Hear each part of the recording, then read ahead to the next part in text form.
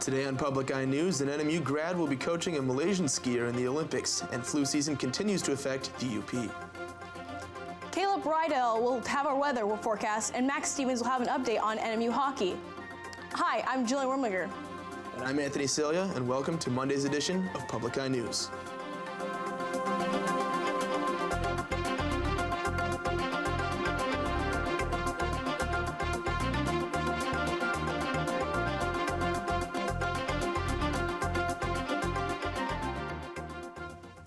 Petoskey native and Northern Michigan University alumni Ryan Shorter will be traveling to South Korea in February to coach the 19-year-old alpine ski racer Jeffrey Webb.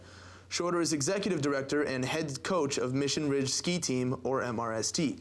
He has helped multiple athletes make the U.S. ski team, race in the World Cup, and win U.S. national championships, NCAA national championships, and World Junior championships as well. Jeffrey Webb skis for MRST and qualified to race for his mother's home country of Malaysia in both the giant slalom and the slalom.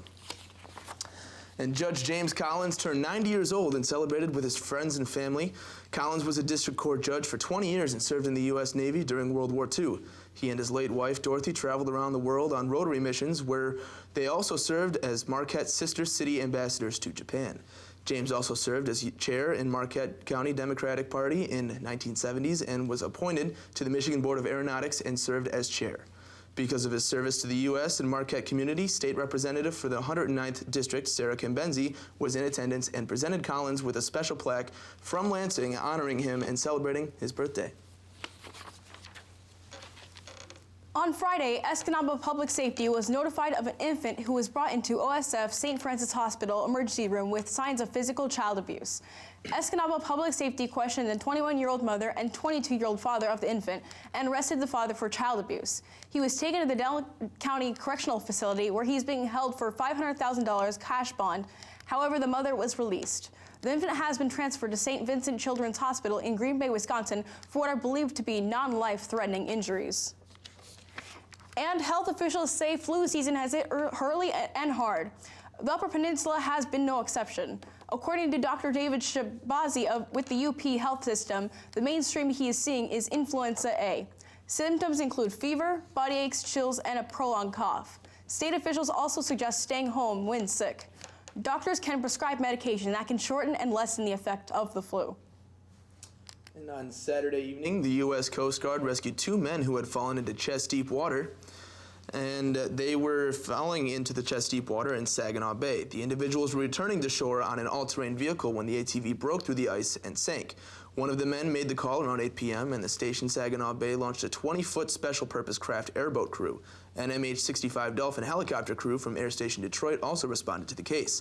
The Coast Guard's 9th District Command Center worked with the cell phone service provider to narrow the search and determine an approximate location of the distressed person's phones.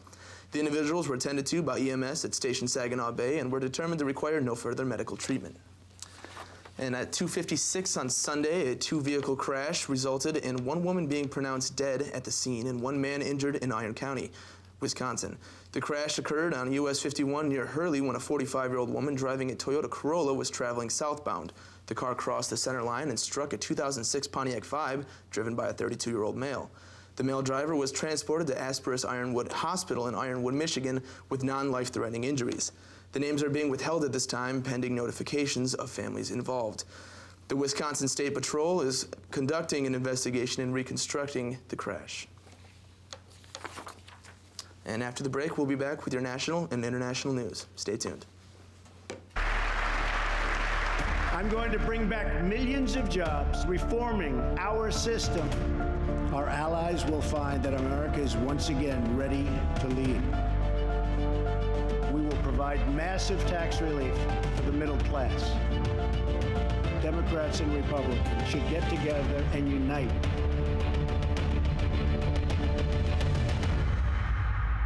Tuesday night at 9 on Public TV 13. And welcome back. The 16th Annual Grammy Awards became a platform for artists to address sexual harassment and abuse, but also President Donald Trump, immigration, and gun violence.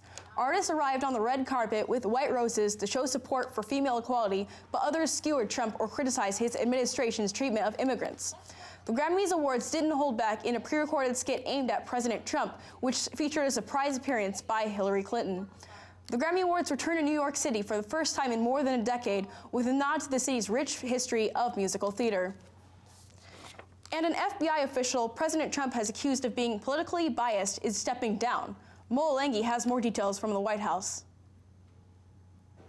Andrew McCabe, the deputy director of the FBI, is leaving his job effective immediately. Have you been told McCabe is resigning? President Trump and Republicans have been critical of McCabe's role in the investigation of Hillary Clinton's use of a private email server while she was Secretary of State, and they accuse him of political bias because his wife ran for public office as a Democrat. None of this decision was made by that of the White House, and any specifics I would refer you to the FBI. In December, the president tweeted rumors that McCabe used his official email account to promote his wife's campaign, and the president asked McCabe point blank who he voted for in the presidential election. I think it's inappropriate.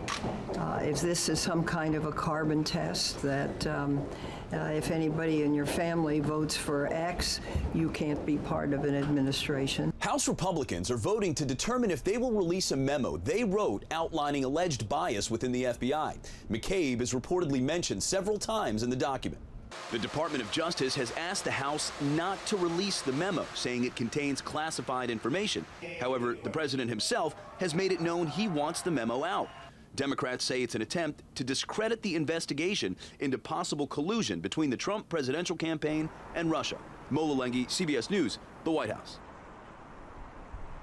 The White House unveiled its proposed immigration legislation framework Thursday, a list of major and minor overhauls officials say the president will require from any bill protecting young immigrants known as Dreamers. The White House has proposed a plan that would provide an eventual path to citizenship for approximately 1.8 million individuals currently living illegally in the country. That includes the nearly 700,000 immigrants who received protection from deportation and work under the permit under Obama Deferred Action of Childhood Arrivals. Trump canceled the program last year, but gave Congress until March to come up with a legislative fix. And Islamic State militants attacked soldiers guarding a military academy in Kabul today in the latest string of deadly violence to hit Afghanistan. Terry Okita has the latest. Soldiers in armored vehicles crowd the streets around a military academy in Kabul after a suicide bomber and 5 gunmen attacked an army outpost known as the Defense University. After explosion, the fighting started. Very big, heavy fighting. At least 11 Afghan soldiers were killed in the pre-dawn attack, and more than a dozen more were wounded. The Islamic State claimed responsibility. Afghan authorities say they killed 4 of the gunmen and captured another. This Afghan army commander says, "We used force to defeat the enemies. We confiscated their weapons and moved soldiers who were wounded and martyred." It's the 4th major attack in Afghanistan this month. On Saturday, an ambulance packed with explosives killed more than 100 people in Kabul's city center. A week before that, 24 died, including 14 foreigners, at Kabul's Intercontinental Hotel. The Taliban was behind those attacks. And less than a week ago in Jalalabad, Islamic State militants carried out a deadly attack at the Office for the Save the Children charity. Authorities say the surge in violence is the worst it's been in months. Terry Okita, CBS News, London. And after the break, we'll be back with your weather and sports. Stay with us.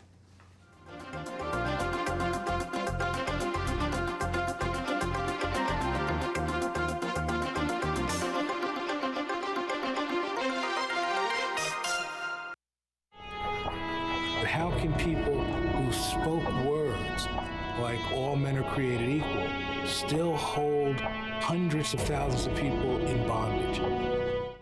So the truth is that among the major Southern founders, most of them are slaveholders. George Washington, Thomas Jefferson, James Madison, Patrick Henry, George Mason, on and on and on. Tonight at 10 after Antiques Roadshow. Welcome back. I'm Caleb, and I'm going to be taking you through your weather for today. As you can see behind me, we are getting a little bit of that snow or sun peeking out and glazing over that snow, hopefully wiping out some of that ice that's on the sidewalks and the roads. Looking at your current conditions, we are looking at some clouds with a temperature of 16, winds out of the north-northwest at 11 miles per hour, and a barometric pressure of 30.53 inches and falling. Taking a look at your weather for tonight, we're going to see some more snow coming in with a low of 6 and winds out of the northwest at 8 miles per hour. And looking at tomorrow, we are going to see some more clouds and a high of 21 with winds coming out of the south-southwest at 13 miles per hour. Taking a look across the UP, we are going to see clouds everywhere, starting up in Sault Ste. Marie with 12 degrees, 19 in Manistee, Escanaba with 19, and Menominee with 18. Looking at the western half of the UP, we're going to see Iron Mountain with 16, Ironwood with 13, up in the Keweenaw and Houghton with 16, and the same back here in Marquette with a 16. Taking a look ahead, we are going to see Wednesday has a high of 34 with a low of 7 and some snow. Thursday and Friday, we have the same thing going on, high of 10, low of 3, and some clouds. Now, it is going to be a cold week, Max, but I hear this weekend things were heating up in Anchorage. They were. Heck of a hockey series this weekend, Caleb. Our Wildcat hockey team continues to roll, picking up their 5th and 6th straight wins this past weekend as they swept Alaska Anchorage. The Wildcats offense was firing on all cylinders this weekend, scoring 9 goals across the 2 games. And across their 6-game win streak, the Wildcats have been averaging about 4 goals a night. The winning streak has propelled the Wildcats into first place atop the WCHA, overtaking Bowling Green and Minnesota State. The Wildcats will look to continue their streak this coming weekend with another road series, this time against Alabama Huntsville. And in a game this past Friday night, New Orleans Pelicans All-Star center DeMarcus Cousins tore his Achilles in a game against the Houston Rockets. Cousins was having the best season of his career, averaging 25 points, 13 rebounds, 5 dimes, and 1.5 blocks a night. Cousins had been named a starter for next month's All-Star game, but the Oklahoma City Thunder's Paul George has been selected to replace Boogie on Team LeBron. The selection of George has refueled the fires of the players who were snubbed from the All-Star game, like Lou Williams and Chris Paul.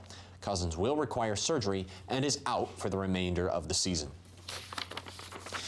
And the Cleveland Indians mascot, Chief Wahoo, is set to be removed from the team's uniforms beginning in the 2019 season.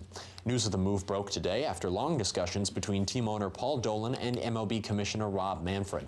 The team has used the mascot in some capacity since 1947. The fight over the mascot has spanned several decades in Cleveland, and cries to change the mascot grew louder when the team made the 2016 World Series, garnering a lot of national media attention. The NFL's Washington Redskins have come under similar fire about their name and logo, but they have persisted. The Indians will continue to sell Chief Wahoo merchandise in Northwest Ohio so that the trademark on the logo can be kept, at least for the time being. Well, Jill, I don't know if you were planning on meeting up with anyone in Rhode Island for a fight, but good news, I hear you can do that now. Yeah, I didn't know such strange laws existed. In Rhode Island, House Majority Whip John Edwards picked some of the silliest archaic laws to recommend the ones that are no longer needed. Since at least 1798, it's been illegal to arrange to meet another person and engage in a fight. Testing the speed of a horse on public highways was banned in 1896. And these laws are no longer needed, and Edwards abolished them. And in other news, a kangaroo named Paul has become the oldest living tree kangaroo in the country. Roger Williams Park Zoo in Providence suggests the tree kangaroo turned 23 years, 3 months, and 4 days old on Friday. The zoo says it knows of no other male tree kangaroo to reach this age anywhere. Paul retired 2 years ago, so he's kept in a habitat that's closed to the public. I mean, that kangaroo's older than me. I didn't know kangaroos even live that long. Oh yeah, I heard his mother was 29 years old. That's interesting. Mm-hmm. That's all the time we have for you today. Thank you very much for joining us on this edition of Public Eye News, and we'll see you all tomorrow.